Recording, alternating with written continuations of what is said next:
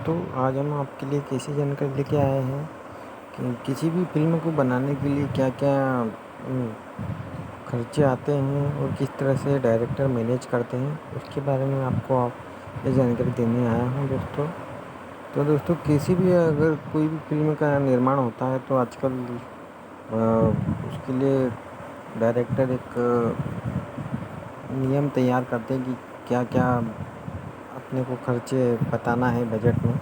तो उसके लिए डायरेक्टर क्या करते हैं, किसी फ़िल्म के निर्माण के लिए पहले ये बात तय की जाती है कि फ़िल्म को बनाने के लिए कितना बजट होना चाहिए। तो सबसे पहले उसका बजट तैयार किया जाता है और इसके बाद फ़िल्म को 4 हिस्सों में बाँट दिया जाता है। जो उसको फ़िल्म निर्माण के हिसाब से अलग-अलग नाम दिए गए हैं। बजट को 4 भागों में बाँट दिया गया है। पहला है अबोव द लाइन, दूसरा बिलो द लाइन, तीसरा पोस्ट प्रोडक्शन और फ़िल्म से जुड़ी चीज़ों की बीमा आदि कराने को चौथे भाग में रखते हैं। इस तरीके से कोई भी डायरेक्टर अगर फ़िल्म बनाता है तो वो एक बजट तैयार करता है उस फ़िल्म का और उस बजट को 4 हिस्सों में बाँटकर अपनी फ़िल्म की रूपरेखा तय करता है।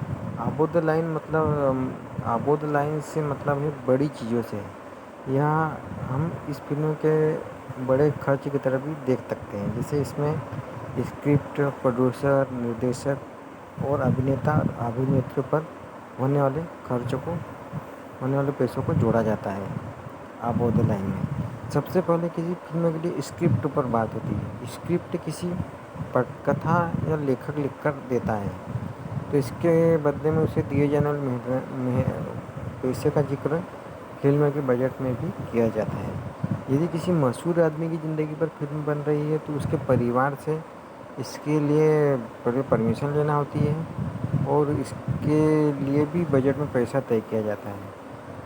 कि अगर किसी परिवार के किसी भी अगर मशहूर आदमी की फ़िल्म बन रही है तो उसके परिवार वालों से पूरी परमिशन लेना पड़ती है। उनको जो भी वो उनका पैसों की माँग करते उतना पैसा डायरेक्टर को देना पड़ता है उसके परिवार को।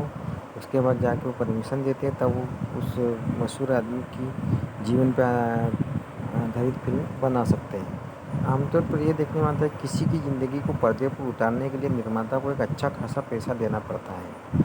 मान लीजिए कि आगे जो महेंद्र सिंह धोनी की ज़िंदगी पर जो फ़िल्म बनी थी एम एस धोनी, तो उसमें धोनी को काफ़ी बड़ी रकम दी गई थी। और जो भी उपन्यासों पर बनने वाली फ़िल्में हैं, अक्सर इन फ़िल्मों में निर्माता और लेखकों के बीच मनमुटाव होते हैं, क्योंकि ये लेखकों को पैसा न देने के कारण होते हैं। अबोव द लाइन में ही प्रोड्यूसर, निर्देशक और कलाकारों का मेहनताना भी आता है। ये मेहनताना ही फ़िल्म का बजट तय करते हैं। बड़े निर्देशक और अभिनेता बड़ा भारी मेहनताना लेते हैं, जैसे सलमान खान हो गए, शाहरुख खान, प्रियंका चोपड़ा, दीपिका पादुकोण जैसे कलाकारों का मेहनताना फ़िल्म के बाकी बजट से भी ज़्यादा होता है।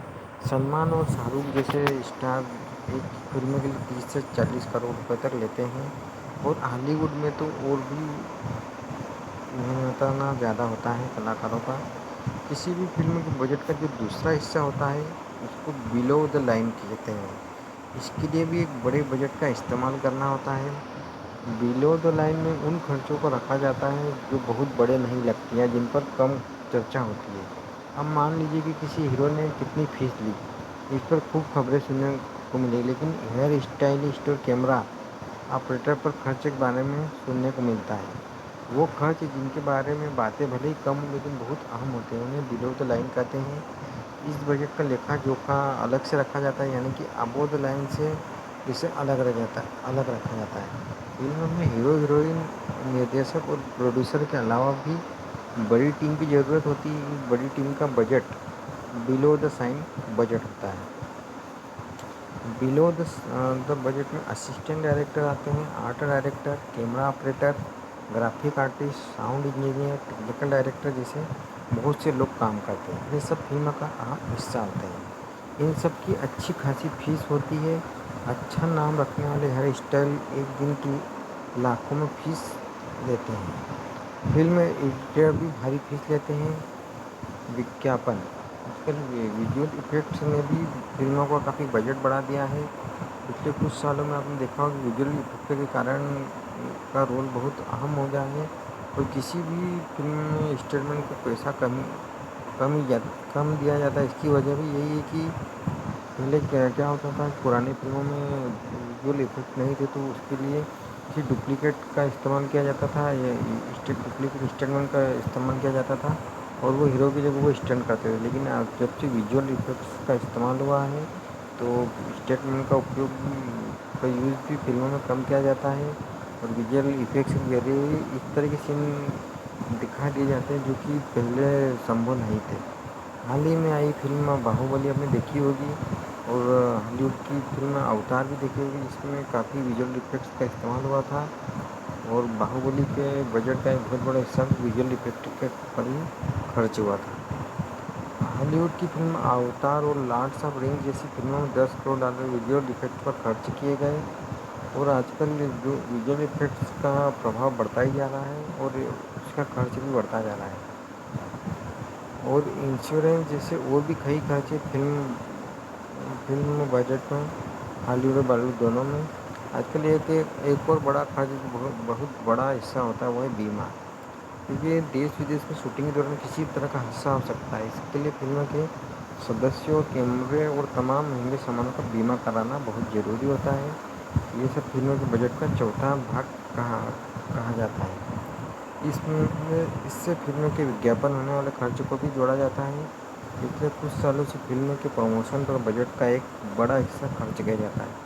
इसके अलावा फिल्म के लिए फिल्म स्टूडियो भी किराए पर दिया जाता है, तो उसका खर्च भी बजट के इसी हिस्से में जोड़ा जाता है। मान लीजिए आप स्पाइडरमैन 2 फिल्म के उदाहरण से आप समझ सकते हैं कि जो स्पाइडरमैन 2 फिल्म को इस तरह से बाँटा गया है कि उसकी जो स्टोरी राइट्स में $20 मिलियन खर्च किए गए, लगभग 136 करोड़ रुपए और फिल्म के स्क्रीन प्ले पर 10 मिलियन लगभग 69 करोड़ डॉलर का खर्च आया। फिल्म के प्रोड्यूसर को 15 मिलियन करीब 104 करोड़ रुपए दिए गए, जबकि निर्देशक सैम राइमी को 10 मिलियन डॉलर 69 करोड़ रुपए की फीस दी गई।